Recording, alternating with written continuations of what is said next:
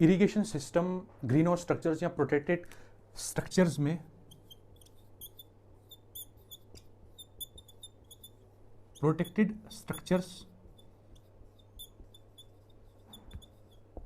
हमारे पास जो poly houses होते हैं, ग्रीन हाउसेज होते हैं, शेड नेट हाउसेज होते हैं, उनमें जो इरिगेशन सिस्टम होता है या तो वो स्प्रिंकलर इरिगेशन सिस्टम हो सकता है जिसमें हम माइक्रो स्प्रिंकलर्स का इस्तेमाल करते हैं, जैसे उनका डायमीटर 3 mm भी हो सकता है, 10 mm भी हो सकता है। लेकिन अगर हमारे पास मैक्रो स्प्रिंकलर्स है, उसका डायमीटर 10 mm का होगा। तो दूसरे टाइप ऑफ इरिगेशन जो मोस्ट कॉमनली यूज किया जाता है, जो कि रिकमेंडेड होता है, क्योंकि उससे जो प्रिसिशन वे में अगर हमें वाटर क्रॉप को प्रोवाइड करना है तो हम उसका यूज करेंगे। तो हमारे पास ड्रिप इरिगेशन सिस्टम होता है,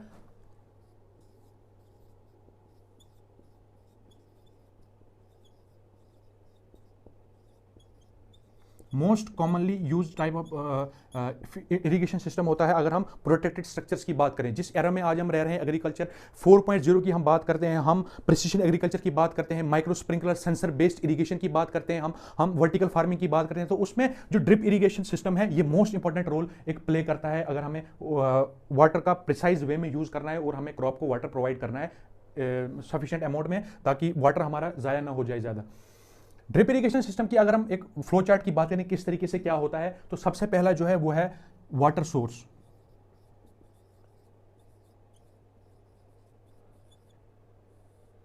उसके बाद हमें क्या चाहिए,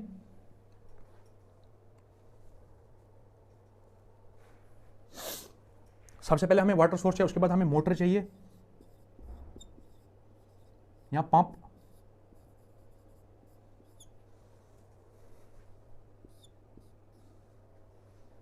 उसके बाद हमें फर्टिगेशन यूनिट चाहिए,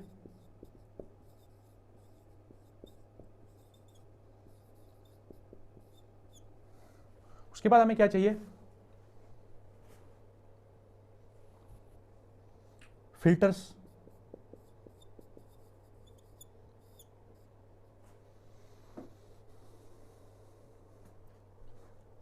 फिल्टर्स के बाद हमारे पास क्या आता है, जो पहले water source, motor, pump, fertigation unit, filters, उसके बाद हमारे पास आता है ये लेटरल्स, उसके बाद आता है हमारे पास इमिटर्स, एसेसरीज, बाकी एसेसरीज। अब हम इनकी बात इंडिविजुअली करते हैं, हम किस तरीके से क्या करते हैं। तो सबसे पहला जो वाटर सोर्स है वो हमारे पास पॉन्ड हो सकता है, या हमारे पास कोई वेल हो सकती है, या कोई भी हमारे पास वाटर सोर्स हो सकता है, हाल चाहे वो मैन मेड हो चाहे वो नेचुरली हो, लेकिन वाटर सोर्स होना चाहिए। दूसरा हमारे पास जो मोटर है, ये दो तरीके के मोटर हमारे पास होते हैं ड्रिप इरिगेशन सिस्टम में। एक तो सबमर्सिबल होता है, सबमर्सिबल मोटर होता है, दूसरा हमारे पास सेंट्रीफ्यूगल मोटर भी होता है।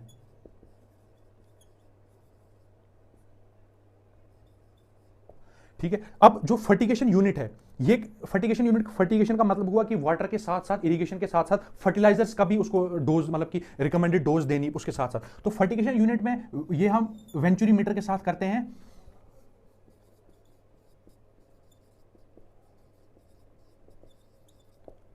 और ये वेंचुरी मीटर के प्रिंसिपल पर बेस होता है। उसको प्रेशर ग्रेडियंट के हिसाब से हम उसमें अरेंज करते हैं, ऑटोमेटिक वे में उसको कंप्यूटर के साथ डायरेक्शन दी जाती है और उसके अकॉर्डिंग वो फर्टिलाइजर्स को रिकमेंडेड डोज के साथ मिक्स करता है और हम उसके थ्रू वाटर उसको प्रोवाइड करते हैं।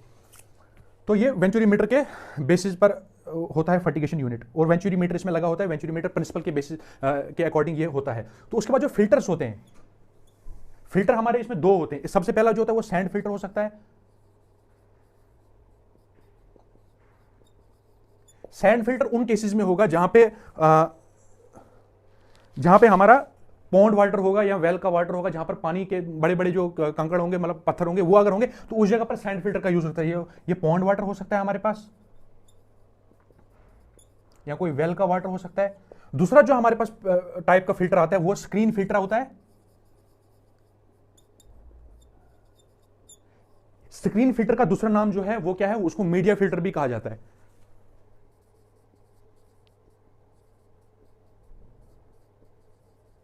ठीक है। जो अब देखिए स्क्रीन फिल्टर कहां पर इस्तेमाल होगा, स्क्रीन फिल्टर वहां पर इस्तेमाल होगा जहां पर जो इंप्योरिटीज हैं वो बहुत ज्यादा छोटी हैं, जो कि जैसे हमारे पास कोई मतलब कि इंप्योरिटीज को अगर हमें रिमूव करना है, जैसे केमिकल्स आए हमारे हमारे पास जो बाकी अगर इंडस्ट्री से आ रहा है, तो उसके लिए हम स्क्रीन फिल्टर या मीडिया फिल्टर, जो इंप्योरिटीज हमें आंखों से हम नेक्ड आई से नहीं देख सकते, वो हम स्क्रीन फिल्टर या मीडिया फिल्टर के यूज से कर सकते हैं। जो तीसरा टाइप का मीडिया फिल्टर ये फिल्टर आता है, वो आता है हमारे पास हाइड्रोलिक फिल्टर।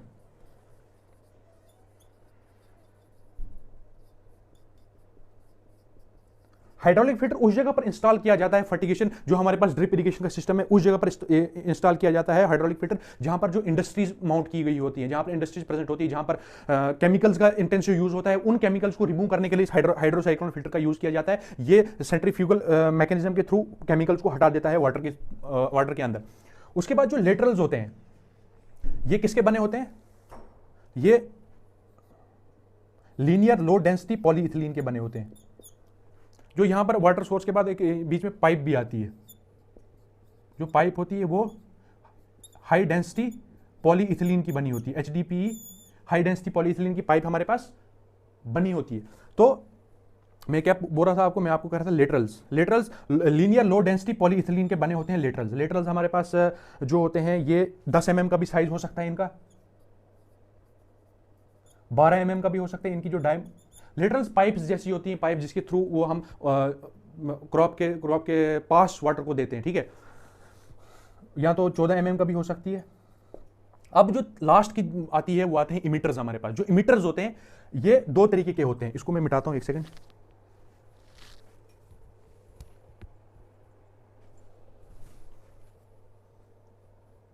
ये थोड़ा एक सेकंड, यार कहां गया डस्टर? इधर देखिए, इसको मैं थोड़ा हटा देता हूं यहां से।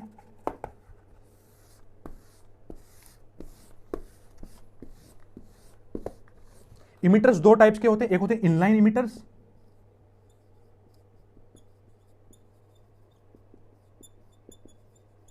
और दूसरा जो होता है वो होते हैं आउटलाइन इमिटर्स।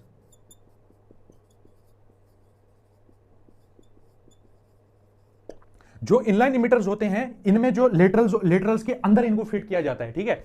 जो इनलाइन इमिटर्स में इमिटर को कहां पर फिट किया जाता है? लेटरल्स के अंदर।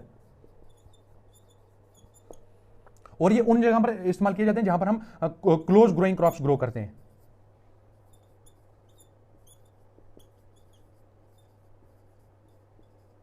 लेकिन जो आउटलाइन इमिटर्स हैं इनमें बाहर से लेटरल्स जो इमिटर्स हैं उनको लगाया जाता है लेटरल्स के।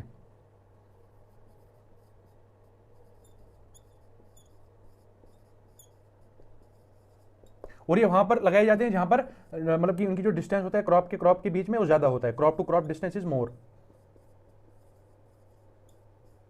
ठीक है। तो अभी हमने डिस्कस किया किस तरीके से ड्रिप इरिगेशन सिस्टम जो ग्रीन हाउस में लगा होता है, उसमें सबसे पहले हमने देखा वाटर सोर्स जो कि पॉन्ड या वेल हो सकता है। उसके बाद हमने पाइप देखी हाई डेंसिटी पॉलीइथिलीन की बनी होती है। मोटर हमने दो तरीके के देखे, एक सबमर्सिबल मोटर देखे, एक सेंट्रीफ्यूगल मोटर देखे, दो टाइप्स के मोटर लगे होते हैं। उसके बाद फर्टिगेशन यूनिट में हमने देखा कि वेंचुरीमीटर के प्रिंसिपल के बेसिस पर किस तरीके से हमारे पास जो फर्टिलाइजर्स मिक्स होते हैं वाटर के साथ और इक्वली डिस्ट्रीब्यूट करते हैं प्लांट, हर एक प्लांट को मिलता है हर एक इक्वल अमाउंट ऑफ फर्टिलाइजर, ये हम कंप्यूटर के थ्रू करते हैं। उसके बाद हमने देखा फिल्टर्स दो तरीके के देखे, एक देखा हमने सैंड फिल्टर, दूसरा देखा हमने media filter. Sand filter pond के वाटर में इस्तेमाल किया जाता है या वेल के वाटर में इस्तेमाल किया जाता है, जहां पर इंप्योरिटी जो होती है उनका साइज थोड़ा बड़ा होता है। लेकिन जो हमने दूसरे फिल्टर देखे वो स्क्रीन फिल्टर या मीडिया फिल्टर देखे। मीडिया इन फिल्टर्स में कैसे इस्तेमाल किया जाता है? जो मीडिया स्क्रीन फिल्टर में वहां पर इस्तेमाल किया जाता है जहां पर जो इंप्योरिटीज होती हैं वो छोटी होती हैं, तो जैसे कैनाल का वाटर आया, बाकी वाटर्स आए। उसके बाद हमने देखा जो फिल्टर्स के बाद हमने देखा लेटरल्स हमने देखा कि लीनियर लो डेंसिटी पॉलीइथिलीन के बने होते हैं। उसके बाद लेटरल्स पाइप्स होती हैं जो कि वाटर पहुंचाती हैं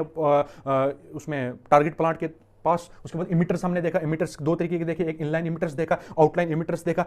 इनलाइन इमिटर्स में हमने लेटरल्स देखे, जो लेटरल्स होते हैं इनलाइन इमिटर्स में लेटरल्स क्लोज ग्रोइंग क्रॉप्स में लगाए जाते हैं। जो लेटरल्स होते हैं वो अंदर फिक्स किए गए होते हैं, लेकिन जो आउटलाइन इमिटर्स है उसमें लेटरल्स बाहर से फिक्स किए जाते हैं और इमिटर्स बाहर फिक्स किए जाते हैं लेटरल्स के, ठीक है। तो हमने देखा कि किस तरीके से drip irrigation system protected structures में लगा होता है या किसी भी स्ट्रक्चर में अगर हम जनरली बात करें तो ऐसा ड्रिप इरिगेशन सिस्टम होता है। तो जो पर ड्रॉप मोर क्रॉप के कंसेप्ट को अगर हमने मतलब इंप्लीमेंट करना है तो हमें ड्रिप इरिगेशन सिस्टम जो है वो हर एक जगह पर इंप्लीमेंट करना होगा ताकि जो वाटर है वो वाटर स्कार्स ना हो जाए। देखिए क्या हो, आजकल क्या हो रहा है, वाटर का इनडिस्क्रिमिनेट यूज हो रहा है। इनडिस्क्रिमिनेट यूज होने का मतलब है फार्मर जो है वो शाम को मोटर ऑन कर देता है। अगर खरीफ सीजन की बात करें तो जो हमारे पास फार्मर है वो रात को मोटर ऑन कर देता है, बाद में ऐसे ही छोड़ देता है।